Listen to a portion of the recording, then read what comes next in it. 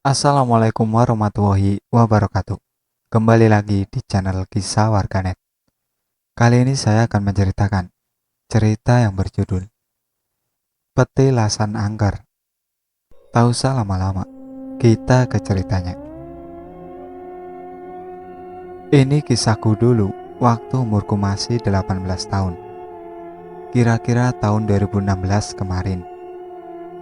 Aku, Edwin, Kania, Erina, dan David, bukan nama sebenarnya, merencanakan untuk menjelajahi kota. Namun kita berlima masih bingung daerah mana dulu yang akan kita datangi. Kebetulan kita semua suka tempat atau daerah yang berbau mistis.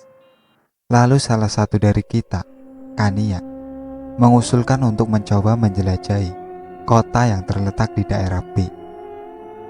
Konon menurut kabar atau isu yang ia tahu, di daerah itu ada sebuah petilasan kerajaan lampau. Katanya sih pada masa kepemimpinan Prabu Anglingdarma. Selain itu banyak juga kejadian lainnya, seperti pembunuhan, pemerkosaan, atau sebagainya, yang menyebabkan banyak sekali arwah di daerah itu yang mati penasaran dan menyebar teror di rumah penduduk setempat.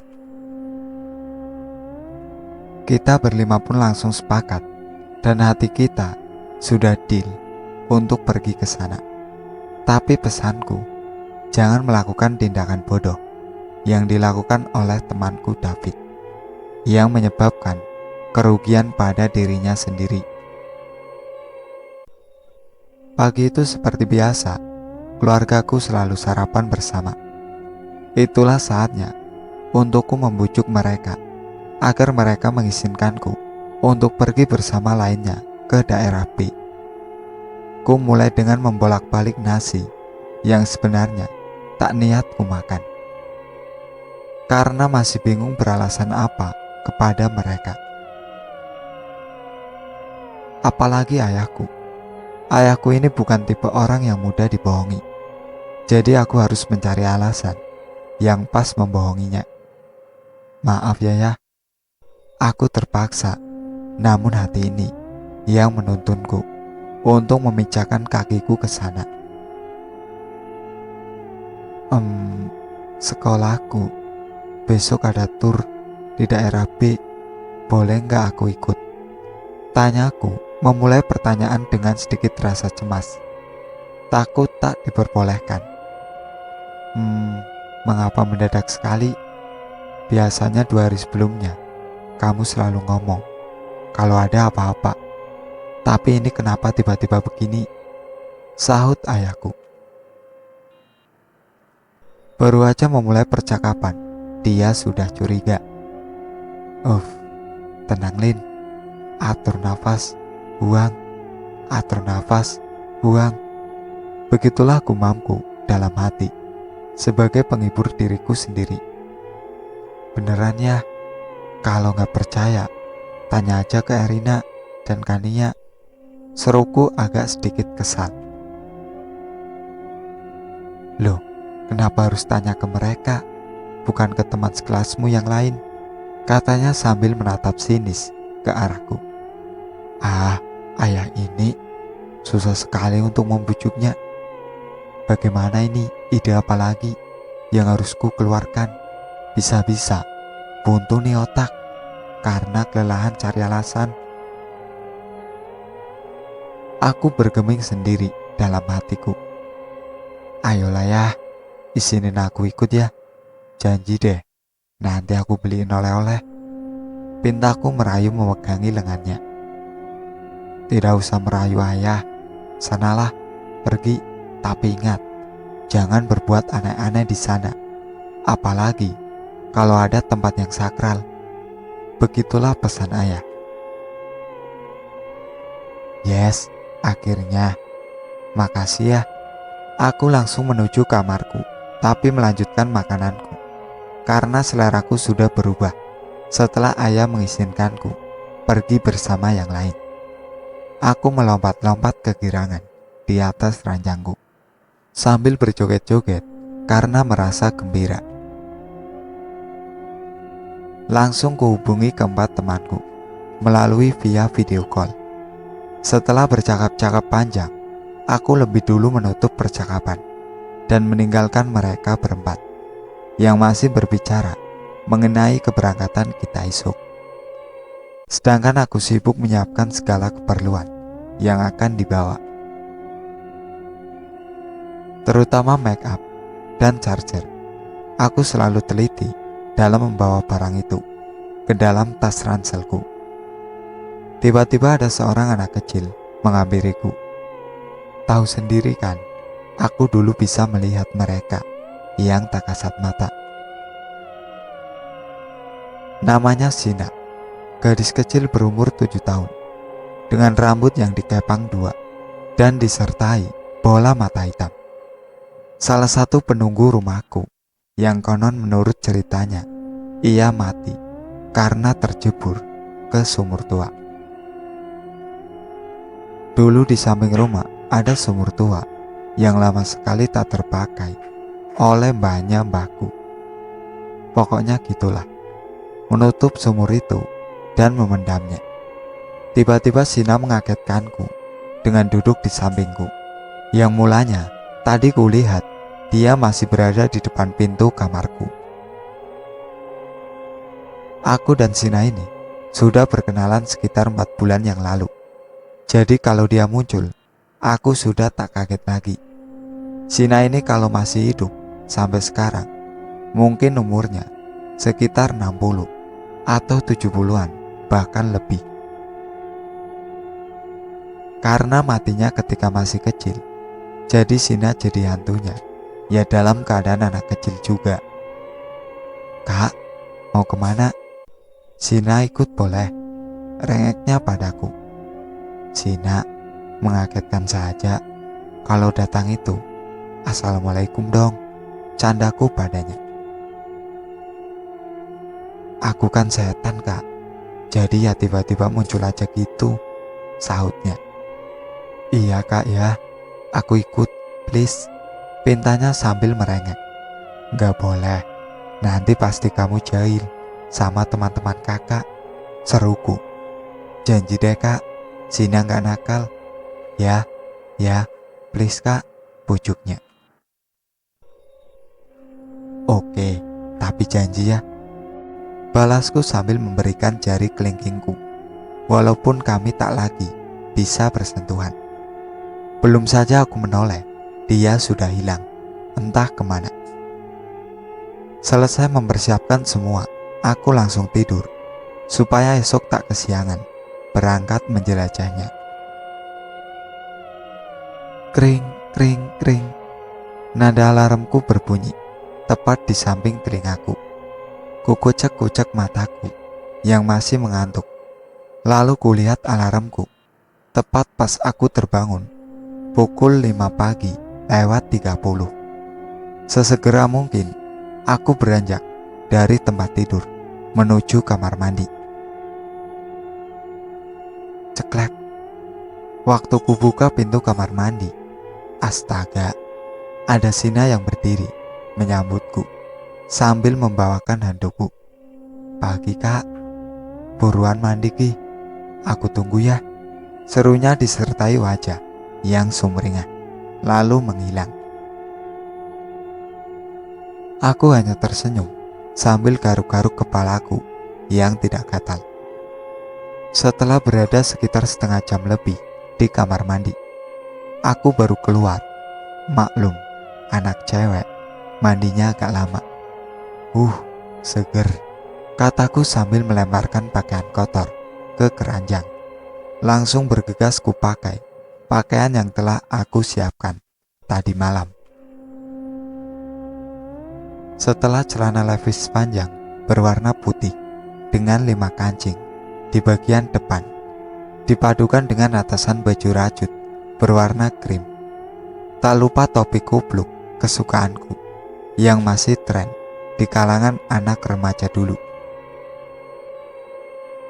Belum selesai semua, HP-ku berdering. Ada satu panggilan dari temanku Erina.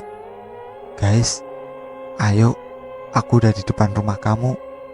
Jangan lama-lama dandannya, nanti kami tinggal loh, ujarnya. Belum sempat aku menyauti perkataannya, dia sudah menutup teleponku lebih dulu. Secepat mungkin ku tancap make up tipis-tipis dengan warna lip cream merah keorenan.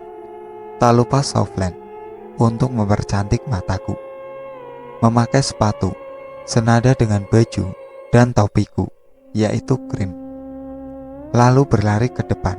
Di sana tampak ada Edwin, David, Erina, dan Kania telah menunggu di ruang tamu. Lama banget sih, ketus Kania. Maaf, namanya juga cewek, balasku senyum. Ayo Gi, keburu malam nyampenya, sahut David. Tiba-tiba ayahku datang, ikut menimpali pembicaraan kami. Katanya tur sekolah, kok pakai mobil? Tanyanya mulai curiga. Oh, kita ini mau... Aduh, apa sih Lin? Belum selesai David meneruskan pembicaraannya, aku sudah lebih dulu menginjak kakinya supaya dia bisa mengeram setiap perkataannya. Ah, iya om, kebetulan bisnya gak muat, lalu kami berlima disuruh membawa kendaraan sendiri. Tapi tenang om, anak om aman kok sama kita.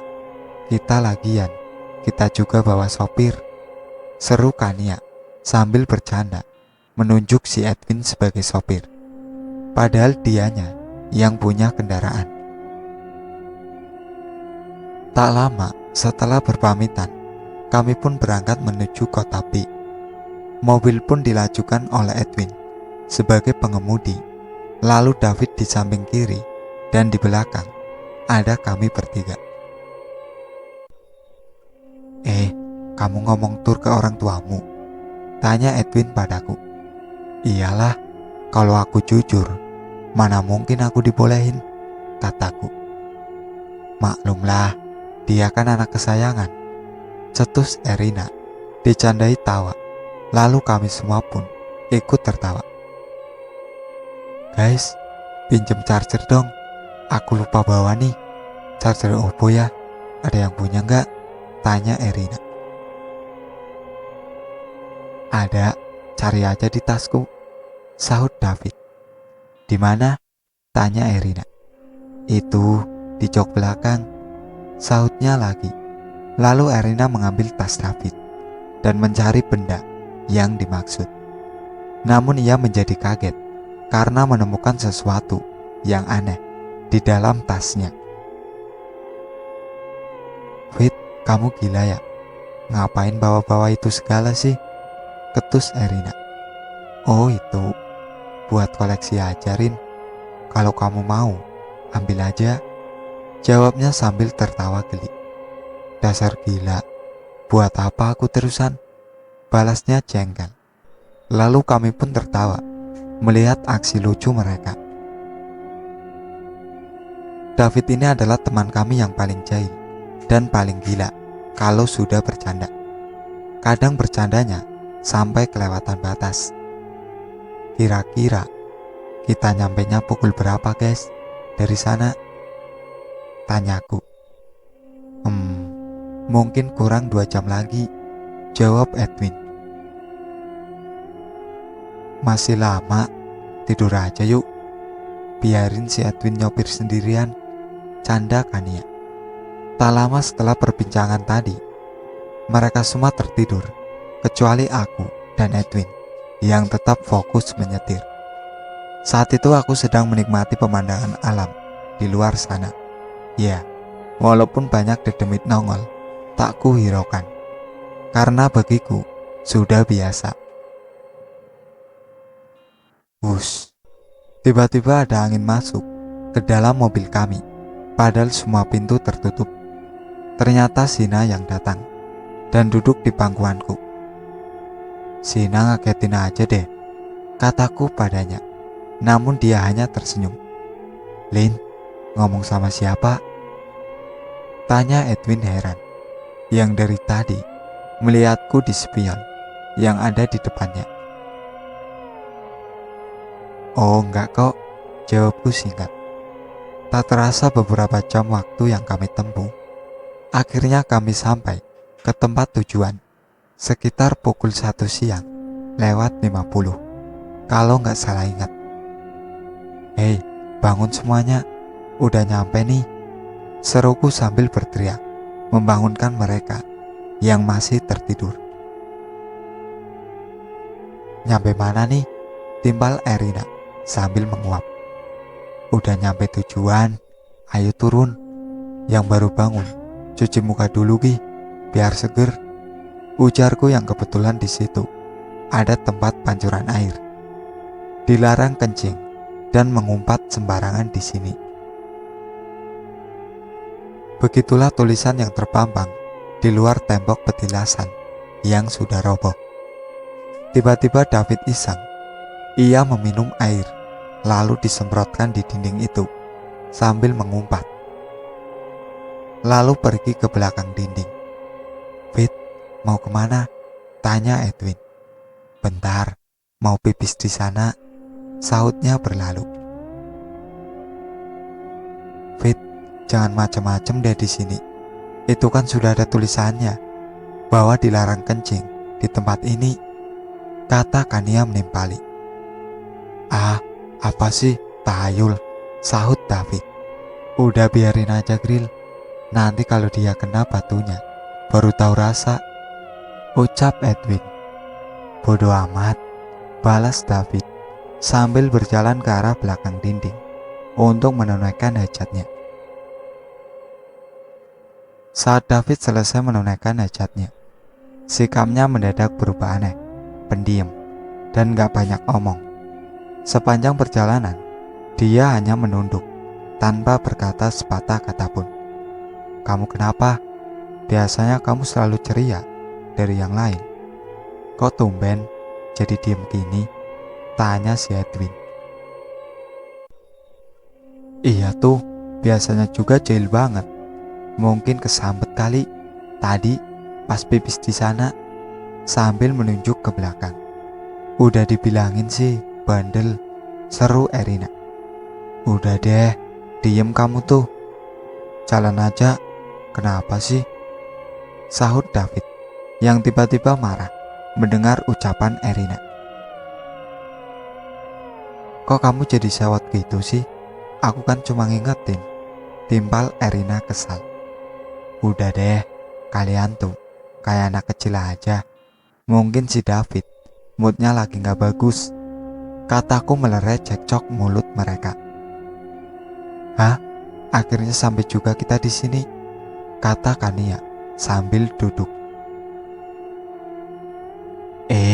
Jangan didudukin, itu batu nisan tahu, suruhku pada Kania. Kok ada nisan sih di sini?